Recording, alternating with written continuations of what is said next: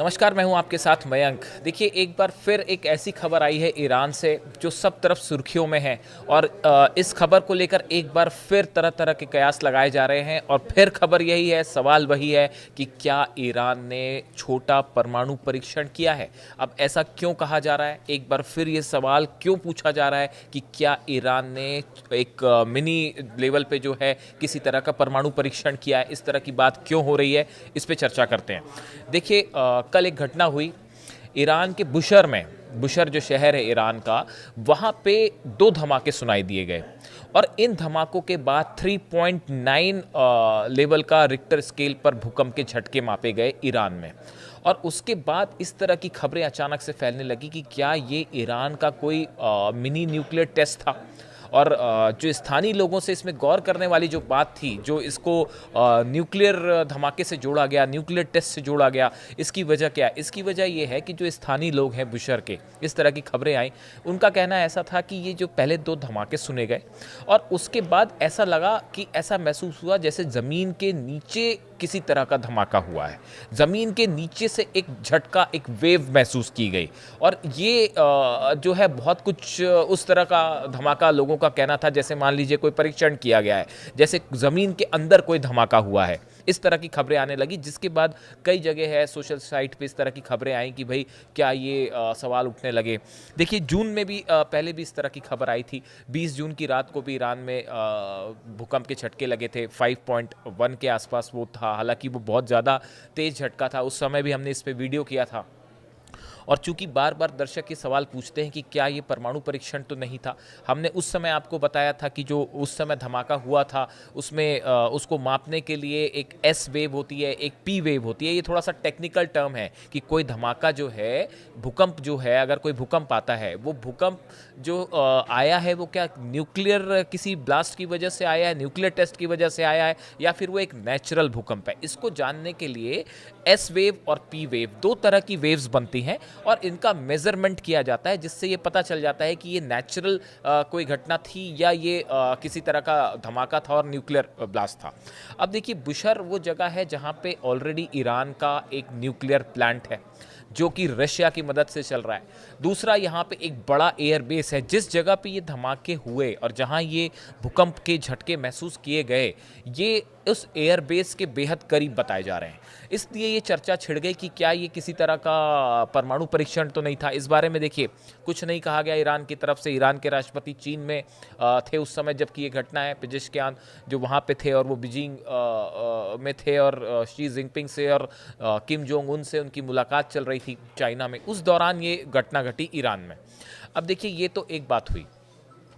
अब दूसरा, कुछ लोगों का ये मानना था, कुछ लोगों का ये कहना था कि ये जो धमाके जिस तरह से जहाँ पे ये भूकंप के झटके महसूस किए गए और जहाँ लोगों में अचानक ये हुआ कि भाई ज़मीन के नीचे कुछ हुआ है, ये चीज़ हुई है बुशर में। और कुछ का ये कहना था कि इसके ठीक पहले अफगानिस्तान में अभी हाल ही में आपने देखा होगा भूकंप के बड़े तगड़े झटके आए, काफ़ी सारे लोगों की वहाँ पे मौत हो गई। कुछ लोगों का ये कहना था कि ये जो अफगानिस्तान में भूकंप आया है, ये इसका आफ्टर शॉक है। आफ्टर इफेक्ट्स होते हैं, आफ्टर शॉक्स होते हैं। एक बड़ा भूकंप आता है, उसके बाद छोटे छोटे कई भूकंप के झटके आते हैं, ये उसका झटका है। लेकिन एक गौर करने वाली बात आप देखिए, अफगानिस्तान की सीमा ईरान से जहाँ पे लगती है, बुशर उससे काफ़ी दूर है। ऐसा नहीं हो सकता कि वहाँ पे अफगानिस्तान की सीमा पे जो है, ईरान और अफगानिस्तान की सीमा पे अगर भूकंप का केंद्र है या अफगानिस्तान से झटके महसूस हो रहे हैं तो वो बीच के ईरान में ना पड़े और वो बुशर के आसपास होने जाएं। ये ऐसा जनरली नहीं होता। तो अब इसको लेकर जो कई एक्सपर्ट्स हैं, वैज्ञानिक हैं, जिनका ये कहना है, अभी इस बारे में देखिए कोई दावा नहीं किया गया है, लेकिन एक कुछ एक्सपर्ट्स का ये कहना है और इस तरह की डिस्कशन सोशल मीडिया पे चलते हैं अक्सर कि एक बात तो तय है कि ईरान जो है वो अपना न्यूक्लियर बॉम्ब बनाने के बेहद करीब है। और कुछ लोगों का ऐसा दावा है, कहना है कि हो सकता है ईरान मिनी न्यूक्लियर टेस्ट कर रहा हो या करने का की उसकी तैयारी पूरी है। और हो सकता है कि इस तरह के जो ब्लास्ट हैं वो हो सकता है इसका भी नतीजा हो। देखिए, जब आप एक फुल फ्लेजेड न्यूक्लियर टेस्ट करते हैं तो वो बड़े पैमाने पर होता है, उसको आसानी से पता किया जा सकता है, उसको आप ट्रेस डाउन कर लेते हैं। क्या छोटे लेवल पे अपने रेडिएशन को चेक करने के लिए, या यूरेनियम का एनरिचमेंट लेवल कितना एक्यूरेट है, उससे क्या कितना सक्सेसफुल हो सकता है ये पूरा ब्लास्ट, इसको चेक करने के लिए क्या मिनी लेवल पे कोई परमाणु परीक्षण हो सकता है, इसको लेकर भी अलग अलग राय चल रही हैं। अब देखिए इसी बीच में आईएईए की एक रिपोर्ट आई है। ये आईएईए अंतर्राष्ट्रीय एजेंसी है जो कि ईरान के न्यूक्लियर साइट्स पे विजिट करके पता लगाती है कि भाई यहाँ पे कितना कार्यक्रम आगे बढ़ रहा है, ईरान का प्रोग्राम आगे तो नहीं बढ़ रहा है, इस तरह की बातें हैं। तो इनकी एक गोपनीय रिपोर्ट आई जो कि यूनाइटेड नेशंस के कई सदस्यों देशों को दी गई है। इस बात में इसमें ये बताया गया, इस रिपोर्ट में खुलासा हुआ है कि जून में जब वॉर चल रहा था इसराइल और ईरान का, उस समय की ये एक रिपोर्ट सामने आई है और उसमें ये बताया गया कि जून के महीने में, एक महीने के अंदर, देखिए इसमें कहा है according to IAEA as of June 13, 2025 Iran held 440.9 kilogram of uranium enriched up to 60%।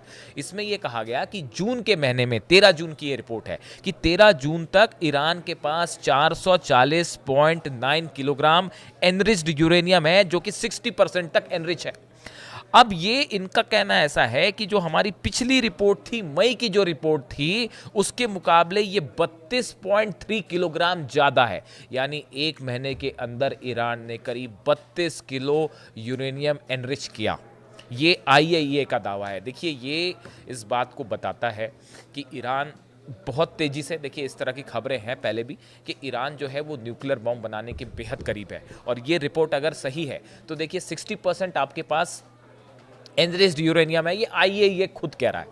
अगर ये 90% तक एनरिच हो जाए, जो कि बड़े आसानी से किया जा सकता है, इसीलिए घबराकर अमेरिका ने हमले किए, इसीलिए इजराइल ने घबराकर हमले किए कि भाई किसी भी तरह ईरान के न्यूक्लियर प्रोग्राम को रोका जाए। जो फोर्दो में, नतांज में और इस्फहान पर हमले हुए B-2 बॉम्बर्स से और मिसाइल्स, टॉमहॉक मिसाइल से हमले हुए, वो इस प्रोग्राम को रोकने के लिए किए गए। लेकिन यूरेनियम तो सुरक्षित है, वो पूरी दुनिया जानती है कि उसको ईरान ने सही जगह पहले ही पहुंचा दिया, ठिकाने लगा दिया, उसको मिला कुछ नहीं अमेरिका को।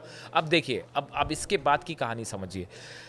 ये जो यूरेनियम, एनरिच्ड यूरेनियम है, जो अगर सही दावा है आईएईए का कि एक महीने के अंदर 32 किलो यूरेनियम का भंडार ईरान का बढ़ा, तो आप अंदाज लगाइए कि कितनी तेजी के साथ ये प्यूरिफाई हो सकता है और कितने करीब है ईरान न्यूक्लियर बम बनाने के।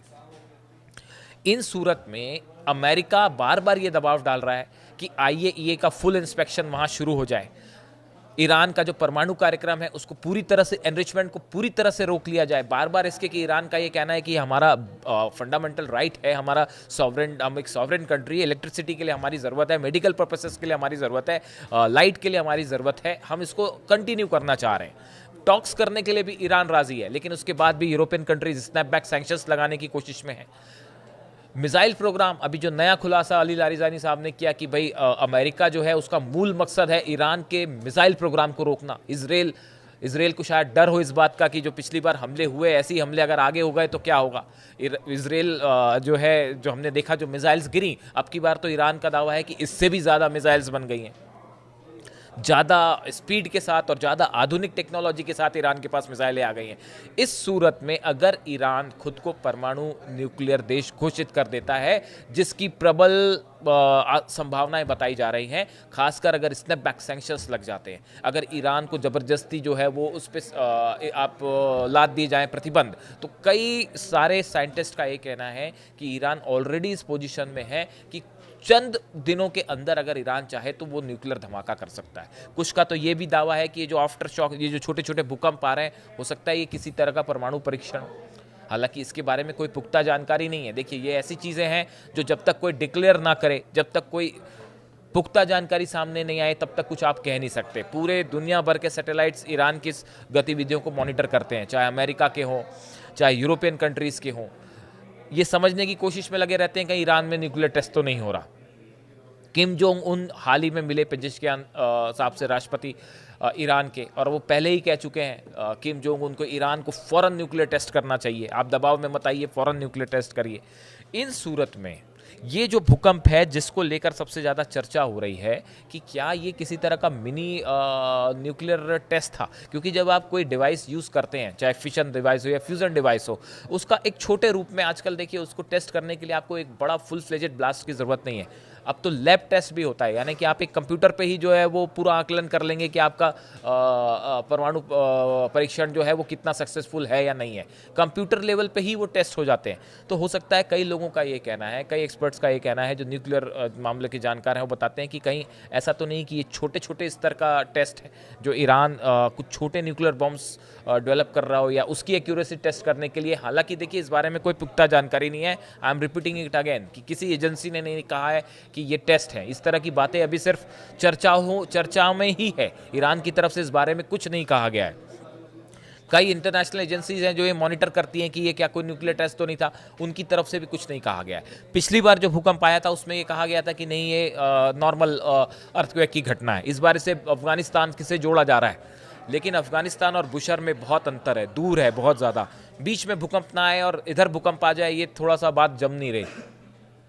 इस सूरत में एक बार फिर इस पे चर्चा है कि क्या ईरान ने न्यूक्लियर टेस्ट किया है, क्या ईरान आने वाले दिनों में न्यूक्लियर टेस्ट करेगा। और इसी बात को लेकर एक और बड़ी खबर यह है कि इजराइल जो है एक बार फिर बड़े अटैक की तैयारी में जुट चुका है ईरान के ऊपर। ऐसी एजेंसीज को खबर मिली है, ईरान की तरफ से सोर्सेज से ये खबर आई है कि ईरान इस बात को समझ रहा है कि इजराइल जो है वो कभी भी एक बड़ा हमला कर सकता है, खासकर इस स्थिति में जब न्यूक्लियर टॉक्स पूरी तरह से फेल हो गई है, 6 दौर की बात फेल हो गई है और यूरोप जो है वो सैंक्शंस लगाने जा रहा है। इस सूरत में एक आपको ऐसा लग सकता है कि सीज फायर है, ईरान की तरफ से कहा गया अगर जवाब कोई भी हमला हुआ, इस बार वो जवाब होगा कि इजराइल देखता रह जाएगा। इस सिचुएशन में ये खबर बेहद अहम हो जाती है कि ईरान ने क्या कोई न्यूक्लियर परीक्षण किया है, या इसको लेकर तमाम दुनिया की नज़रें लगी हुई हैं कि ईरान का न्यूक्लियर प्रोग्राम अब किस तरफ आगे बढ़ता है। इससे जुड़ी जो भी जानकारी होगी वो हम आप तक पहुंचाएंगे। Thank you so much.